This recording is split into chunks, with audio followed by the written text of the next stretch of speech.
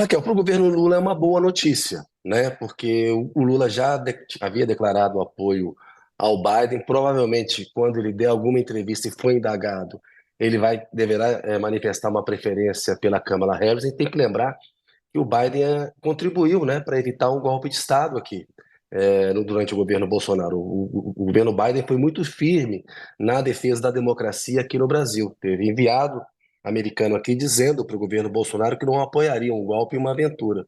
Portanto, é muito melhor para o governo Lula a eleição da Kamala Harris, que agora entra na disputa, provavelmente será a nomeada, a indicada do Partido Democrata. Tem uma onda de apoios a ela e está virando um fato novo e um fato consumado, né? E o Trump é sempre aquela figura que pode dar força ao bolsonarismo. Se o Trump tivesse, por exemplo, no poder em 2022, talvez a história fosse diferente, apesar de os militares nos Estados Unidos terem uma tradição legalista. Inclusive, agiram com legalismo em relação ao próprio Trump quando ele ameaçou sair fora do script. Então, a reação é positiva. Tem tudo isso que você narrou agora, ou seja, uma posição mais formal do Itamaraty, até porque o Lula avançou muito no apoio ao Biden. Ele tem que lidar com a chance real de o Trump ser eleito. Ele vai ter que lidar com o governo Trump se ele chegar à presidência. Mas eu acho que dá esperança para o governo brasileiro de uma virada. Me parece que esse fato novo, a desistência do Biden e as coisas caminhando para Kamala Harris, cria uma chance real de virada e de vitória para os democratas lá nos Estados Unidos a 106 dias da eleição, né? 100 dias aí de guerra. É um tempo curto, mas ainda, do ponto de vista de campanha, a gente vê como as campanhas no Brasil são curtas, a campanha também lá vai esquentar ainda. É o momento em que a campanha esquenta, então ainda há tempo para uma virada.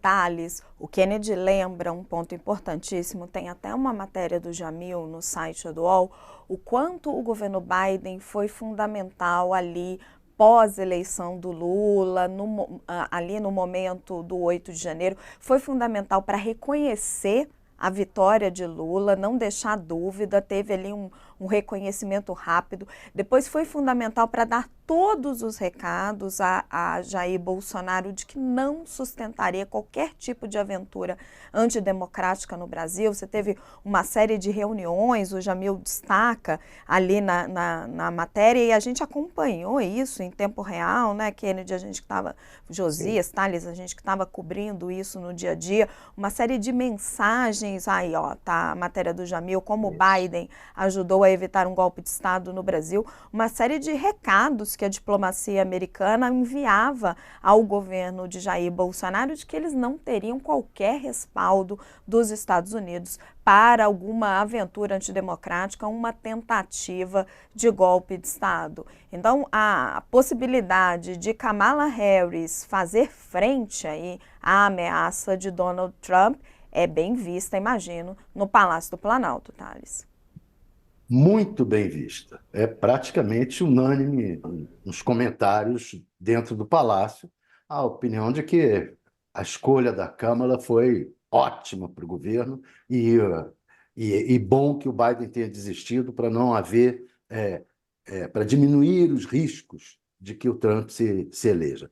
É, e bem lembrado pelo Kennedy, pelo Jamil, esse negócio de que o Biden foi decisivo para afastar a possibilidade de golpe aqui no Brasil. E é exatamente por isso que também os bolsonaristas estão muito chateados com a desistência do Biden e com o fato de o Partido Democrata agora voltar ao centro do ringue e se recolocar na disputa contra o Trump, que estava meio que como com seu favoritismo crescendo em função do atentado à orelha dele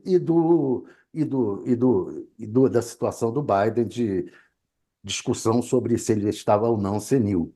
Então, isso tudo deixou o Palácio do Planalto muito feliz e os bolsonaristas muito preocupados, que eles estavam contando que a possibilidade de eleição do Trump iria injetar gás na campanha do Bolsonaro aqui e, em geral, no mundo inteiro, os ultraconservadores estavam felicíssimos com o avanço do Trump, nas pesquisas, etc. Só que agora o jogo volta a estaca zero. Estão iguais, praticamente iguais, na margem de erro nas várias pesquisas, com um gás maior, com um momento maior para os democratas. Quer dizer, hoje, nesse momento, com a saída do Biden, a aura de possibilidade de vitória está mais forte no meio dos democratas, no meio dos progressistas, no mundo inteiro, do que entre os conservadores.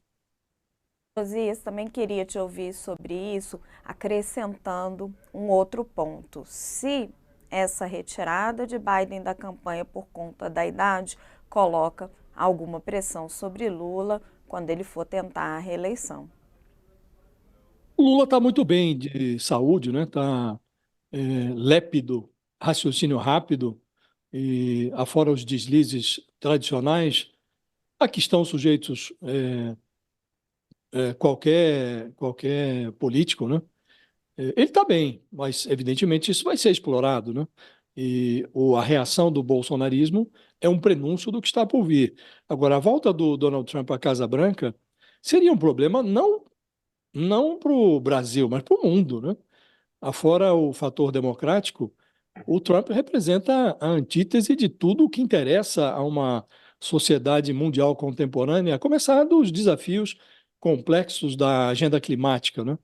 O Trump rema na contramão do que o mundo precisa nesse momento. Então, seria um problema para o mundo. O Lula foi informado ontem pelo Celso Amorim, que é o seu assessor internacional na presidência, sobre a desistência do Biden. Os dois conversaram ali rapidamente.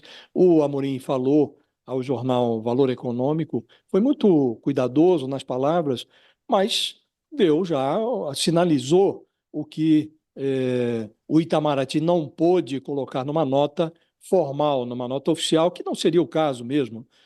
Pareceria uma intromissão na política interna dos Estados Unidos. Mas o Celso Amorim já disse, olha, a Kamala Harris é o caminho natural, e ele diz, não é a opinião minha, mas é a opinião dos próprios democratas. O Partido Democrata já, algumas lideranças importantes já se manifestaram a favor da Kamala Harris, e ele deu a entender também que, para o governo brasileiro, foi um certo alento, porque, embora não seja a segurança de que o Donald Trump será derrotado, pelo menos tem uma personagem nova no ringue que consegue erguer os braços, erguer os punhos sem tropeçar na língua, nos próprios pés, né? Então, os democratas voltam ao jogo, né? Agora, esse fator etário, nenhuma dúvida de que o bolsonarismo vai levantar isto na eleição de 2026. Já começou a levantar, né? Quando o Biden foi mal no debate contra o Trump, no mês passado, o senador Ciro Nogueira, que é um expoente do bolsonarismo, ex-chefe da Casa Civil do Bolsonaro, ele já se referiu ao Lula como Biden da Silva, insinuando que o Lula também estaria velho demais para concorrer a um novo mandato, né? O Biden tem 81 anos hoje, o Lula terá uma idade semelhante, 80, 81 também, lá em 2026. Então já estão grudando no Lula essa mesma pecha de velho, de personagem ultrapassado. Ocorre que o Biden está sendo excluído da campanha, não pela idade, mas porque, no caso dele, há um fator cognitivo ali muito relevante.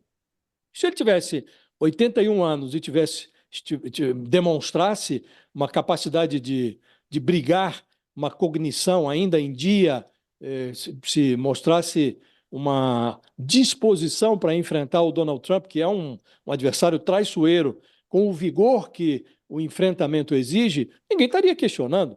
E o Lula, se chegar a 2026 com resultados na vitrine e com vigor físico, a despeito da idade, esse fator não vai grudar nele. Então, o que está se discutindo agora em relação ao Biden não é a idade, mas a condição do Biden nessa idade que ele exibe hoje, né? Então, mas, sem dúvida nenhuma, esse fator vai ser levantado lá em 2026.